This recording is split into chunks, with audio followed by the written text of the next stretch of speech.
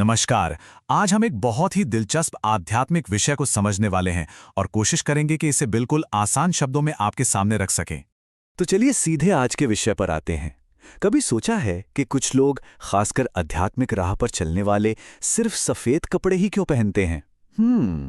इसका जवाब ना शायद आपको हैरान कर दे, क्योंकि ये सिर्फ एक रंग नहीं है। इसके पीछे एक बहुत गहरा मतलब छिपा है। सुनने में थोड़ा अजीब लगेगा, है ना? पर देखिए, यहाँ फिजिकल डेथ की बात नहीं हो रही है। ये एक कह सकते हैं एक स्पिरिचुअल स्टेट है, जिसे मरजीवा कहते हैं। मतलब जीते जी मर जाना। इसका मतलब यह है कि आप दुनिया में तो रहते हैं, लेकिन उससे पूरी तरह अलग हो जाते हैं, डिटैच्ड। ठीक वैसे ही जैसे कमल का फूल कीचड़ में खिलता तो है, पर रहता उससे बिल्कुल ऊपर है। आप अपनी पुरानी आदतों को, दुनिया के मोह को सब पीछे छोड़ देते हैं। लेकिन सवाल ये उठता है कि इस तरह मरने की जरूरत ही क्यों पड़ती है? आखिर दुनिया में ऐसी क्या प्रॉब्लम है जिसका ये एक सल्यूशन है? तो चलिए, इस टीचिंग के हिसाब से पहले दुनिया की हालत को समझते हैं। जरा सोचिए कि आपकी बुद्धि पर, आपकी समझ पर एक ताला लगा हो, एक गोदरेज का ताला जो आपको सच देखने ही नहीं दे रहा। इस मुरली के अनुसार आज दुनिया की हालत बिल्कुल ऐसी ही है। ये एक अपवित्र दुनिया बन चुकी है, जहां लोगों की समझ पर ताला लग गया है और उन्हें सही और गलत का फर्क ही महसूस नहीं हो रहा। और जाहिर है, इस ताले को खोलने के लिए एक मास्टर की जरूरत तो पड़ेगी ही। इस ज्ञान में उस शक्ति को, उस चाबी को पतित पावन कहा गया है। मतलब पतितों को पावन बनाने वाला, वो जो इस गिरी हुई अपवित्र दुनिया को फिर से शुद्ध करने, पवित्र बनाने के लिए आता है। तो सवाल ये है कि आखिर ये चाबी है किसके पास? कौन है वो जो ये ज्ञान दे रहा है और इस दुनिया को बदलने की ताकत रखता है? और सबसे दिलचस्प बात पता है क्या है? ये टीचर कोई इंसान या गुरु नहीं है, नहीं, बल्कि ये एक ऐसी शक्ति है जिसका कोई शरीर ही नहीं है। इनकॉर्पोरियल, निराकार। कौन? सभी आत्माओं के पिता, जिन्हें ज्ञान का सागर भी कहा जाता है।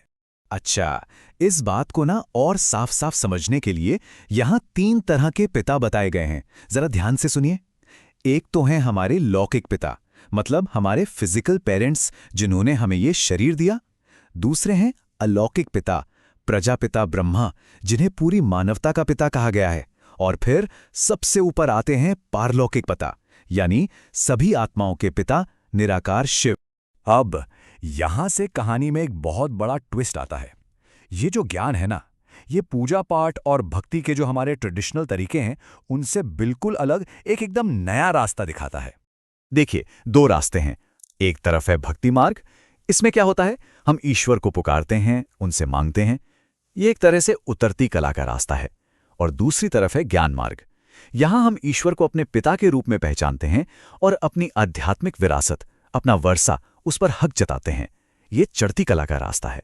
तो फर्क समझिए, एक में मांगना है और दूसरे में अधिकार से लेना है। मतलब सोचिए, ये कितना बड़ा शिफ्ट है।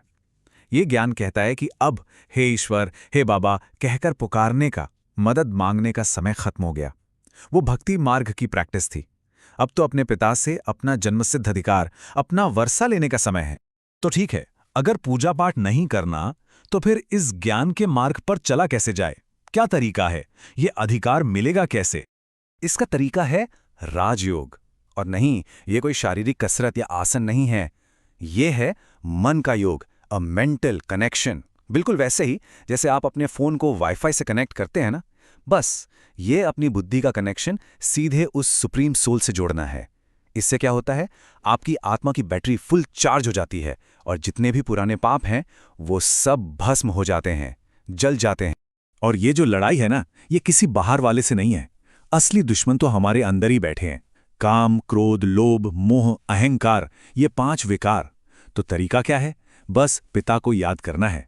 उस याद की अग्नि में ये सारे पुराने पाप जल जाते हैं और आप इन विकारों पर जीत पा लेते हैं। तब आप बनते हैं स्वयं के मालिक, मास्टर ऑफ द सेल्फ। और सबसे बड़ी बात, ये पूरी तरह से एक अहिंसक लड़ाई।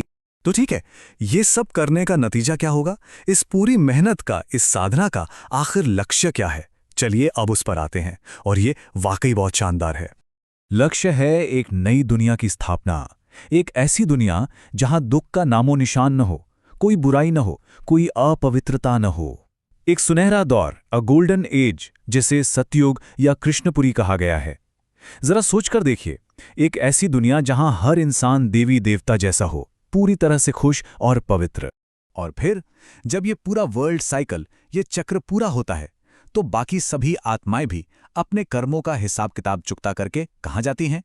अपने असली घर, शांति धाम, द लैंड ऑफ पीस। तो आखिर में ये पूरा जीवन एक बहुत बड़े नाटक के मंच की तरह है ना? और हम सब आत्माएं इसमें एक्टर्स हैं, अपना अपना पार्ट प्ले कर रहे हैं। लेकिन सवाल ये है कि जब पर्दा गिरता है, जब ये नाटक खत्म होता है, तो एक एक्टर जाता कहाँ है? ये सवाल हमें ये सोचने पर मजबूर कर देता है कि हमारा असली घर कहाँ है और हमारी असली पहचान क्या है।